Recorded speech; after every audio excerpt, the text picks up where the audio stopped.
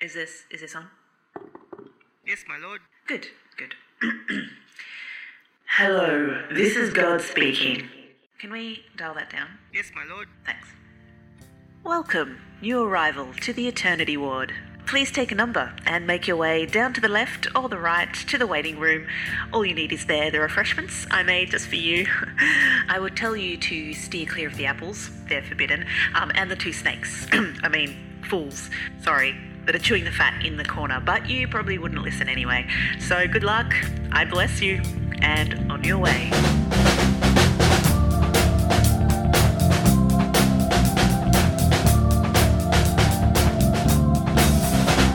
Welcome to the Eternity Ward, where we flick through old copies of Reader's Digest and chat with our buddies while we wait for an appointment with God. On the screen in the corner of the room is Studio 10 playing along. Midday TV is always on when you're there in the waiting room. And as our eyes are glued to the station, up comes a racist pig. Bloody hell. It's disgusting, Australian television, the people that they put on it these days. Did you know she's been on television for 50 years, Chris? Disgusting. Get her off. What are we talking about? Anyway, for those of you who aren't aware, over the last week or so, Kerri-Anne Kennerley, one of the hosts on Studio 10, leading up to Australia Day, I guess it must be more than a week ago. Yeah. A while ago, they were having a conversation leading up to Australia Day about the Invasion Day marches that go on every year. And then all hell broke loose. Here, have a listen. Has anyone been out to the outback where children, babies, 5-year-olds are being raped, their mothers are being raped, their sisters are being raped, they get no education? What have you done? I'm sure Zippo. that is not even faintly true, Kerri-Anne. You're sounding quite racist right now. I'm offended by that, Yumi. Well, keep going then, because every time you open your mouth, you're sounding racist.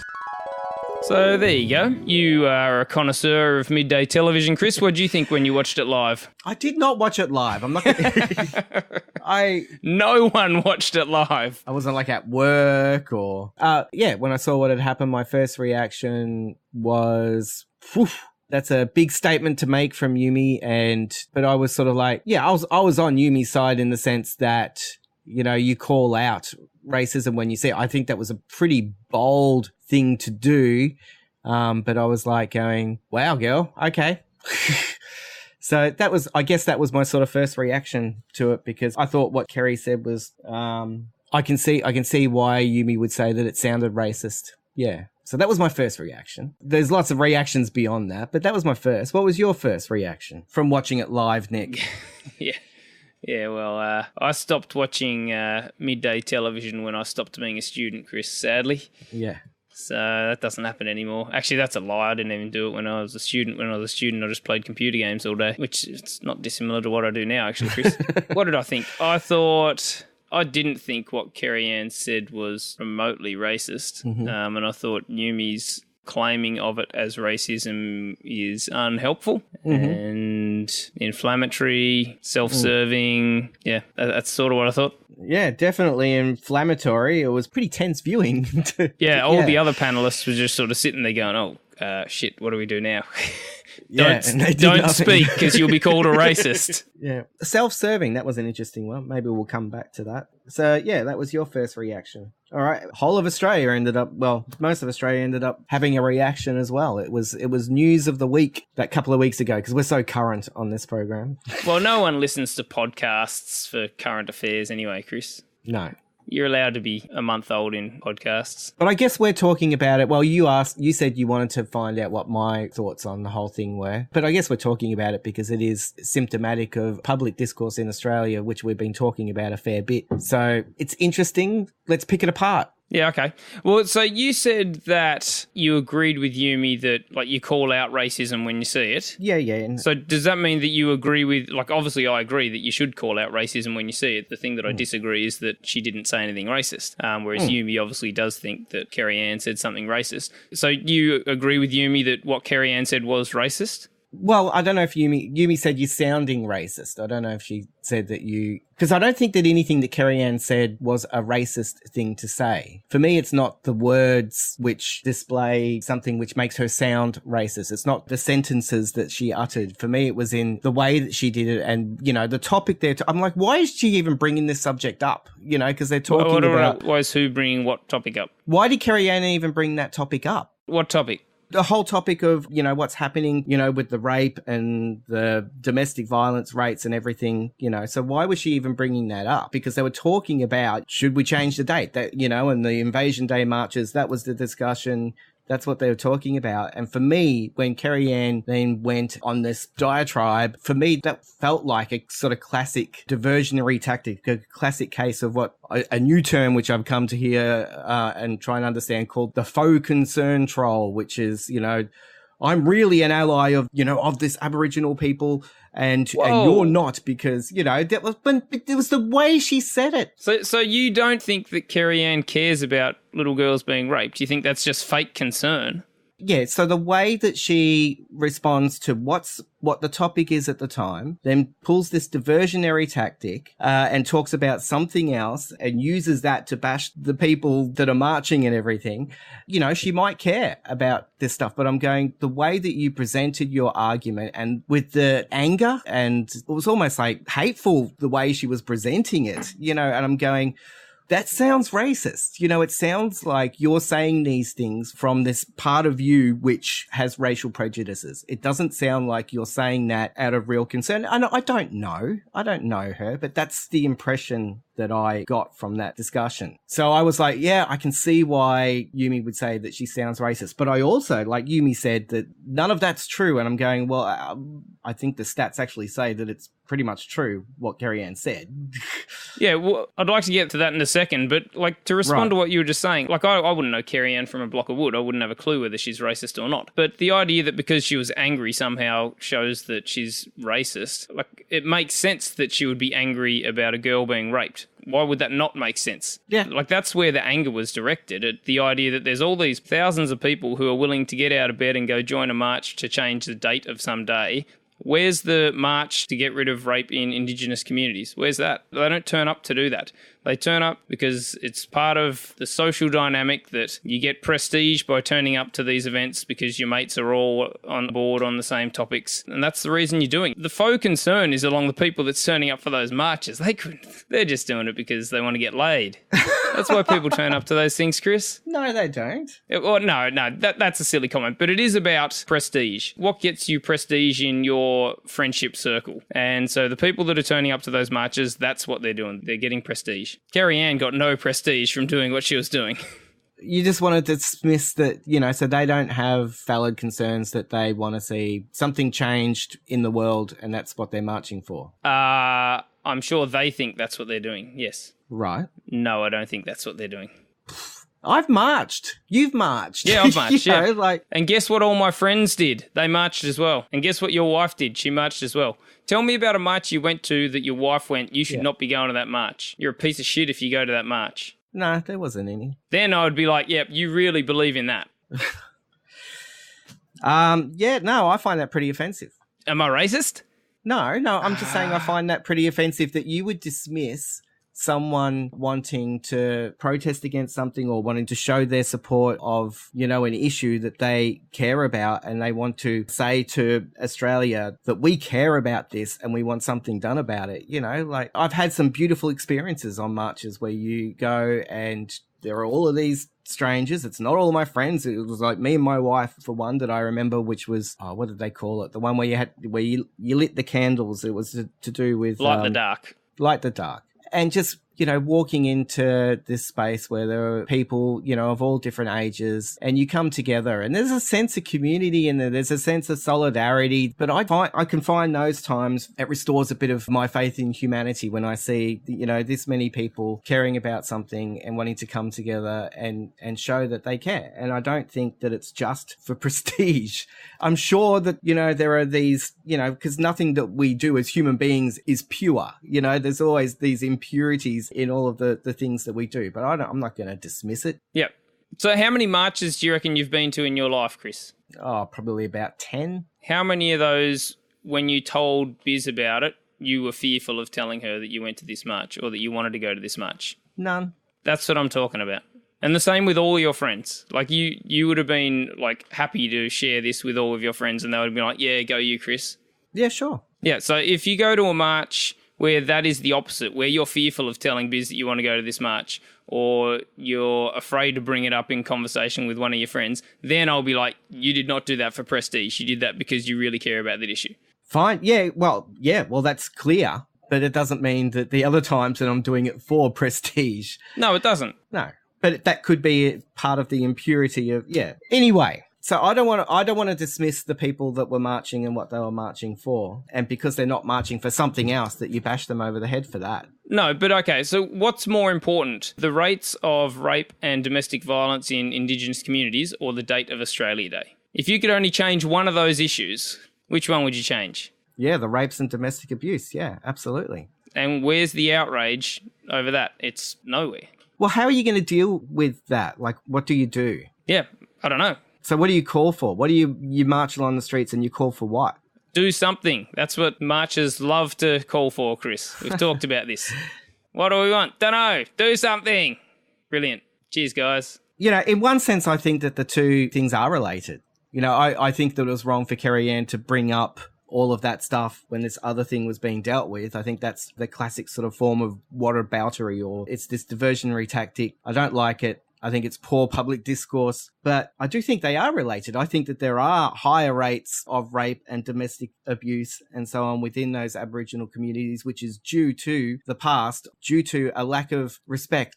People that are dispossessed of their lands, that were people that have suffered such intergenerational trauma that it plays out in ugly ways. So I don't, would change. The whole changing the date thing, I'm like, I was really glad to see that there were some things happening around Australia on like the morning of Australia Day, like with Aboriginal groups putting on little things that people come to. There were like dawn service things and stuff. And I remember talking about that in a blog years and years ago. And for me, it's actually not that important if we change Australia Day.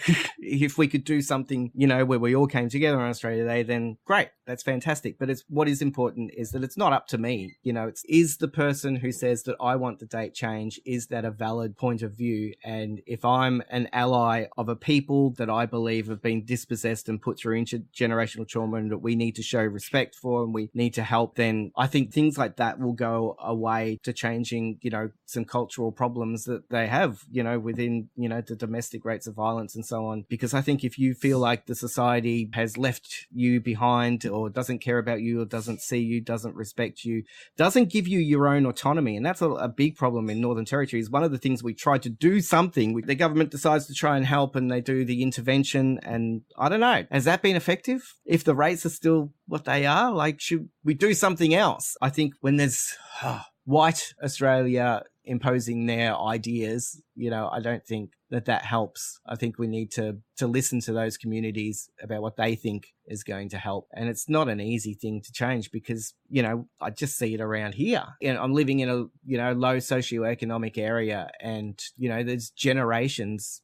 of families that don't work, and stuff like that. It gets passed on and passed on. So it's hard to overcome these massive problems. But yeah.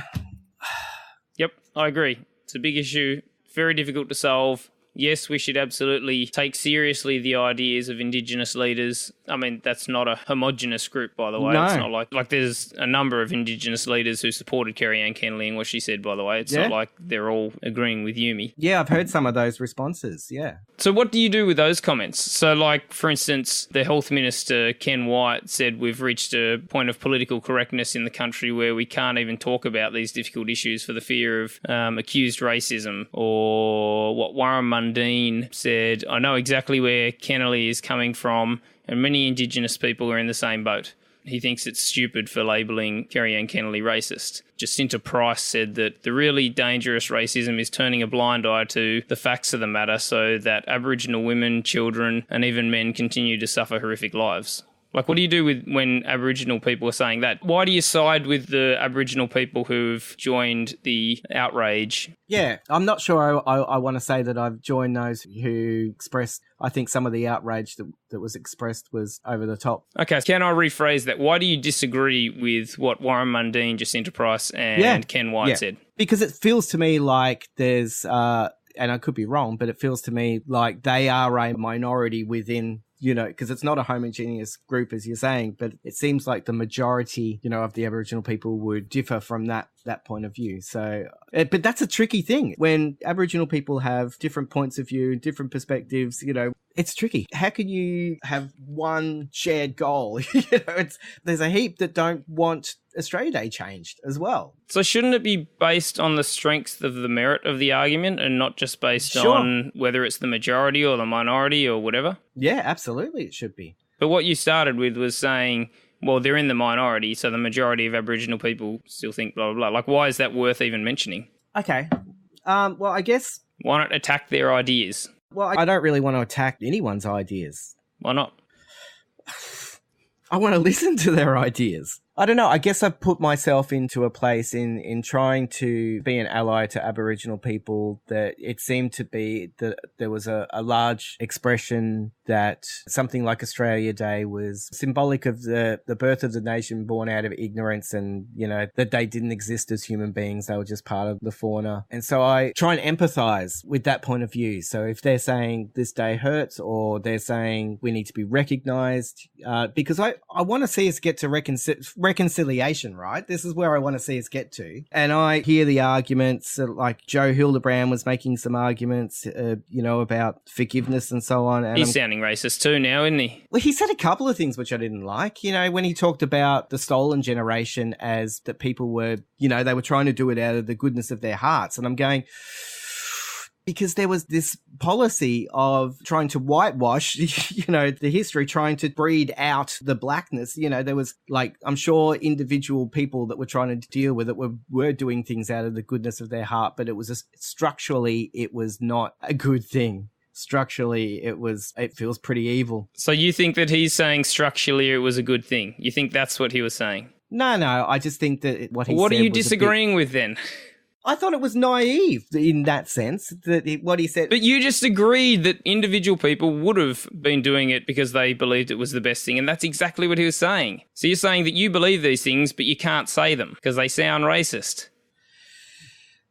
Okay, this is really what I wanted to talk about, was the public discourse that we have around all of this stuff and what we can and we can't say. Because I think that, what Kerri-Anne Kennerley said, because I think, they say 80% or whatever of our communication is body language and whatever. And what I read there, it felt to me like it came from a place of prejudice. But you know what? I can have racist thoughts. Everyone does. Everyone does. And then she gets defensive, right? Then, she gets accused and she just gets defensive, which is pretty natural, obviously. Someone calls you racist in this day and age, you should get defensive because your career's on the line. But it shouldn't be that way. If someone says, dude, what you said sounds racist, you should be able to go, oh, well, okay. You should say, fuck off. You're being a dick. That's what you say to the person that calls you a racist. No, fuck you. No, fuck that. You listen to what they've had to say and from their experience and their place and their perspective, and you say, okay, that was not my intention.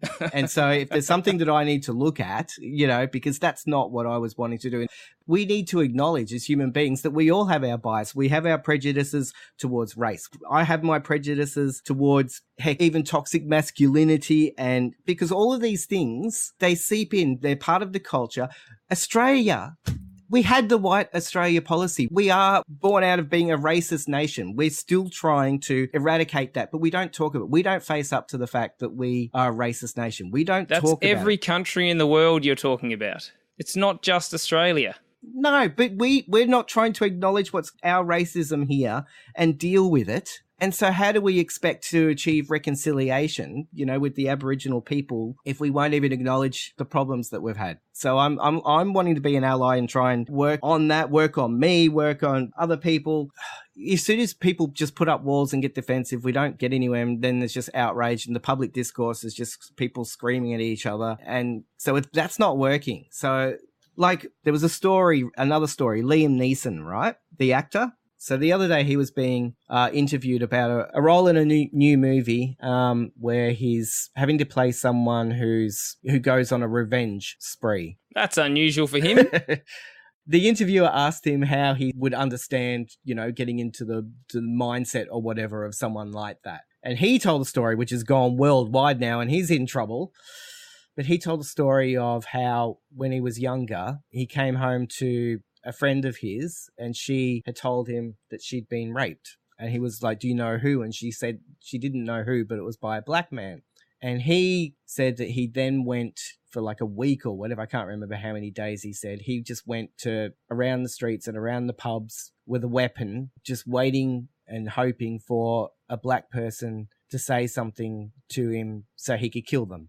Right? That's what he said. So he was telling the story of this is how I understand revenge. Then he said that he was appalled by his actions and, he went and sought help from like a priest, and he got through that time. But now people are accusing him of being a racist. And I'm going, that behavior was racist because he'd written off, a whole race. But, he was appalled by that. He changed his ways, but now suddenly he's being labelled as a racist. And then he comes out and says, I'm not a racist. And his defence of it all has sort of made it worse. I think if he'd said something like, yeah, that was racist behaviour and I worked on it and that's not who I am now. Nah, it doesn't work. It doesn't work. You can't admit to anything. This is the thing we've learnt with Trump. You've got to deny everything. It's the only way to get away these days. Like once you admit anything, you're screwed. Well, that's crazy. Yeah, it is crazy. How do we have anyone have any sort of transformative experience that they can share that can be a role model to everybody else? And how do we let anyone have teenage years without then going back when they're 50 and just crucifying every single person that had a teenage indiscretion? I mean, Jesus, that's everyone. Yeah. I mean, not everyone wanted to kill someone, but... No, but this is what I'm saying. Everyone has this side to them, which is, the shadow.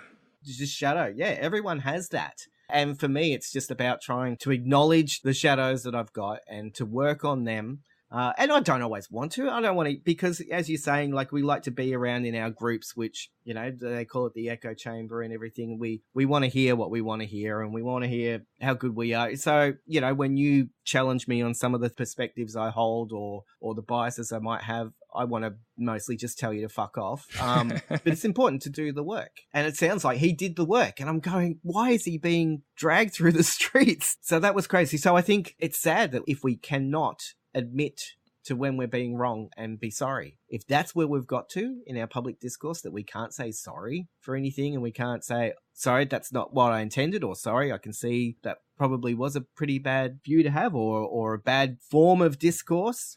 So are you saying that, so what Liam Neeson did in the past was racist, but he himself isn't a racist? And so what Kerri-Anne Kennerley said was racist, but she isn't a racist? No, I think we're all racist to some extent. Right. It's a fairly meaningless term then. Like it's synonymous with human, you're saying? Yeah. I guess it is, but it's not meaningless in the sense that if you recognize that you think that it's wrong to be racist, then, when you find those little prejudices or urges or thoughts, cropping up, that you want to stamp them out. As you've spoken about before, we're all tribalistic, it's a sort of part of our DNA, I just think when you get to that point, like there's no point having the word, throw it out. There's no point ever saying you're a racist because in Chris's mind, everyone's a racist. Like, what's the point of that? Well, because if someone calls out the behaviour and says, you're behaving like a racist at the moment, you go, oh, that's not who I want to be. I don't know if that's who I was being. I might disagree with, what I was being, or you might go, well, that's not what I want to be, so I'm going to change that. So you think Martin Luther King was racist? I just think it's a worthless term if you're going to say that. But it describes a behaviour and it describes a way of seeing other people that is wrong. Yeah, I agree. So why is it a worthless term? So racism is a useful word. Okay. But racist, what's the point of that if everyone is racist? Like, in my eyes, there's just almost no racists left. Like, so what I think is happening is that people these days are fighting so hard to find a racist because they really need there to be a racist so they can stand up and go, yeah, aren't I good? I'm fighting these bastard racists, that they're finding racism in places where there aren't. If Kerri-Anne Kennerley is your idea of a racist, man, you got a good life. We got a good society. If she was wearing a Ku Klux Klan outfit, then yes, tell her she's a racist. Brilliant. I'm with you 100%. Not like this, though. That's not what a racist looks like. So you're saying there's no difference between Kerri-Anne Kennerley, Martin Luther King, and Ku Klux Klan in terms of identity. You're saying their identity is the same. The only difference is, I guess, whether they do it more often. I guess that is sort of what I'm saying. I don't know if I agree with it, but that's what I'm saying. Okay. I disagree. Yeah. I might disagree in a few weeks' time or when I listen back or something, but I just think that it's something that is within all of us. Yeah, and I agree with that. Right. And I wouldn't label myself a racist, but can I have a racist thought? Yeah, it can happen. But do I exhibit racist behavior? I bloody well hope not, because that's not who I want to be. And if someone called me out on something that they thought I was doing that was racist, I probably would get defensive, but it doesn't help. So you wouldn't just go, well, you're racist too, because we're all racist? I don't know if I think that quick on my feet.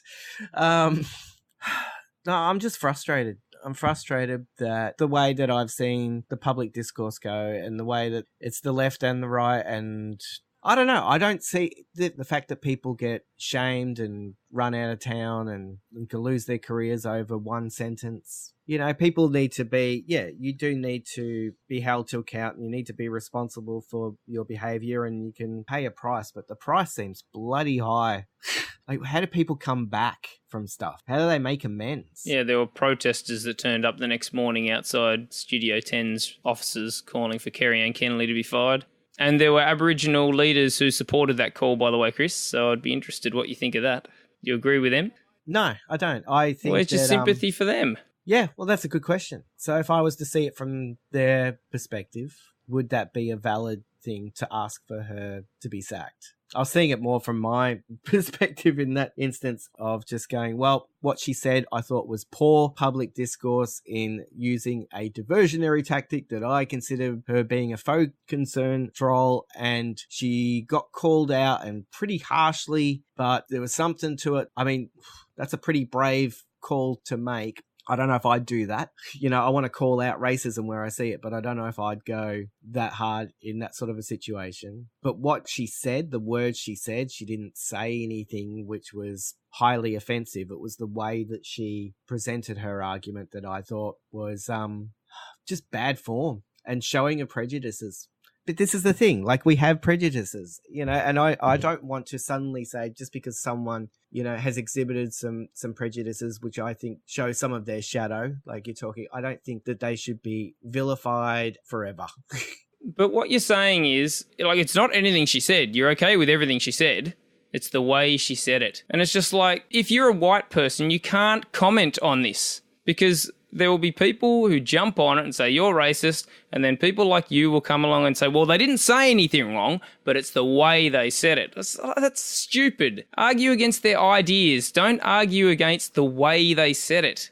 80% of communication is body language, man. And you can interpret exactly what she was intending on communicating. Well, this is what my interpretation tells me. My skills of being able to read a person, I would hope they're pretty bloody good, because that's what I do for a living. And I'm not always going to get it right. And, and I can jump the gun because of my own biases as well. But I didn't like what I saw. But I would want her to be able to come back from that. What if she doesn't think she's done anything wrong? Because she's not saying sorry. She's not going, oh, you're right, Chris, I really did sound like a racist. You're still okay with her coming back even though she's not apologetic at all? Yeah, I don't see what she did as being a fireable offence. So you shouldn't be fired for being a racist? What she did, this is tricky. It's bloody hard because I wouldn't call what she did as being overtly racist. And it wasn't consciously racist. So should she have been called out for being a racist then? Yumi said you're sounding a bit racist. Yeah, and you think she should have done that, even though you're now saying that she wasn't overtly racist. Yeah, but you're sounding a bit racist. Doesn't mean you're sounding hugely racist. It's just you're sounding a bit racist. And every time you open your mouth at the moment... She didn't say a bit. She said you sound racist. Well, I thought that was accurate but harsh. I thought that she was wrong about the stats, though, the truth of what she had to say. As in, you think Yumi was wrong about the stats? Yeah, Yumi saying that's when she said something along the lines of, that's not even faintly true. I'm going, No, that's faintly true, if not true. So you're more upset with the way, not the words, not the content of what Kerri-Anne said, but the way she said it. You're more upset with that than you are than of Yumi actually what she said as being incorrect. I didn't get online and start punching out words about how angry I am, or, I was just pretty amazed by, you could call it the bravery or the gall of someone to, to throw that back at her like that. Stupidity, I'd call it. Self-serving. There you go. So why did you say self-serving? Oh, it's virtue signaling to the max. It's like, I'm going to fight racism. Yeah, go me. Yeah, good on you. You really are Dietrich Bonhoeffer, aren't you? I don't know where we're going to go with this. We don't have to agree. It still leaves me with the frustration of where our public discourse is, in that no one can be wrong, no one can be sorry, no one can admit to anything. You're not going to apologise for something that you don't think you did wrong. But can you at least do the work? And maybe she has, maybe she hasn't, of trying to look at it and go, did I say something wrong? Isn't that where you start? Do you think Yumi's doing that? Do you think Yumi's reflecting on this and going, maybe I shouldn't have called her a racist. Maybe she didn't say anything racist. Great question. Maybe I should apologise to Kerri-Anne. Yeah, right. She's not doing any of those things. She's sitting back, reading her cookbook with all the Twitter followers going, go you, Yumi, you're fighting the racists. Yeah, right. You're right. Both parties, that's the inner work that they should be doing. Otherwise, how do you ever reconcile anything, and how do we ever get to reconciliation? It requires all people to do the work that they can do. Yep. This is why I think identity politics is moving us away from reconciliation. Yeah, that's what I'm going to have to think about, because I'm seeing elements of it. Well, we should probably finish up, because I'm starting to get to that tipsy point. Oh, no, Chris. Nick. Too much. And I'll say something that gets me in trouble. Well, it's been a contentious conversation, Chris. Yeah, it has been. But you're still my brother. We're all in this together, people. That's the thing. We can have conversations, we can disagree about ideas, but we're all human beings. We're all part of this one beautiful planet.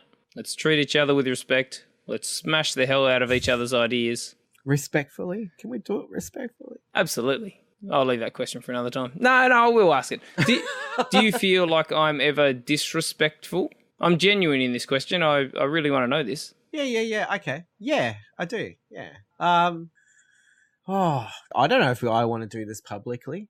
But if you want to do it publicly, I think you have some blind spots at times. Yeah, of course I do. Yeah, and so I'm just going, so I sometimes note some of the blind spots that I think you have. But then again, I don't know what mine are, because they're blind spots. But yeah, as much as you frustrate me, and I do get annoyed at times, you are still my brother. And I want to help you to, see those blind spots and grow past them. And I just feel like half the time that I don't know how. Yeah, and that's why I want to do these conversations. I want you and our guests to point out the things that I'm missing. That's why I really enjoy getting people on that I disagree with, because I want them to show me what I'm missing. And so a really important part of that for me is to say what I think, because if I'm not saying what I think, then the people can't address what I'm missing. And so absolutely I want to say to you, Chris, that I apologise that if at any point I have made you feel attacked or anything like that, because... No. Yeah, I know it's uncomfortable for people to apologise to you, but you're going to have to put up with it. I do want to attack the ideas. I know you don't want to attack other people's ideas, but I do want to attack ideas. But I am aware that that does mean that sometimes people do feel like you're attacking them. And that's never my intention, but it doesn't mean that I always perfectly articulate myself. And so there might be times where I do say things inappropriately and in ways that do come across harsher than what they mean. So yeah, I am sorry if I do ever come across as attacking a view as a person. I don't apologise if I ever come across as attacking your ideas. Okay, so yeah, I wouldn't say that I've ever felt attacked personally, but sometimes the way that you attack the ideas can be harsh and dismissive of the other idea, I guess. But no, I haven't felt personally attacked. But yeah, no, just the blind spots that I think that you have, are essentially my perspective that you might completely disagree with. And when I say that, like, I'm often talking about the perspective that you hold and that you are able to articulate. And I'm going, but I think you're wrong, you know, and I think you're wrong because you're not being empathic enough, or you say that you listen, but then you don't hear. And I'm going, well, you know, I'm going, are you really listening? You know, things like that. Like, I don't know if I'm right or wrong. They're just, you know, things that I think. But we all have these things. But often I just don't know how to articulate and verbalize what little thing is getting to me. You know, that it's like, oh, there's something there that's missing, or that's not right, or that's. So yeah, I could be wrong about whatever blind spots that I think you might have, Nick.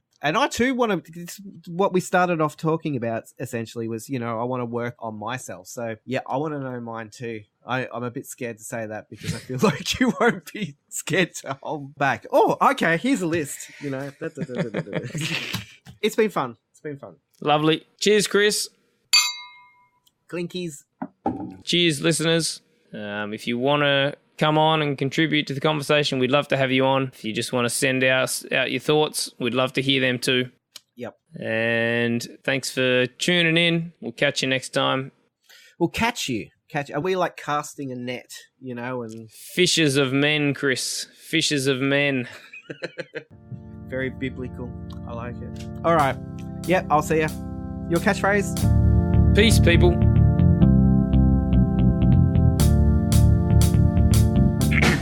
God, here again. Are you shaking your head incredulously or nodding in approval? Well, if you got something out of this episode, you could really help those poor idiots by contributing to or supporting the Eternity Ward. You can leave reviews on iTunes or wherever you listen to it. You can share it on social media or discuss it in your blog, podcast, or fellowship group. Subscribe, like, nod your head, raise your fist, send a hallelujah. I don't know, but don't send a prayer because I'm kind of busy right now. Join the discussion in the comments section, ask questions, and do come back and join us again here on the Eternity Ward.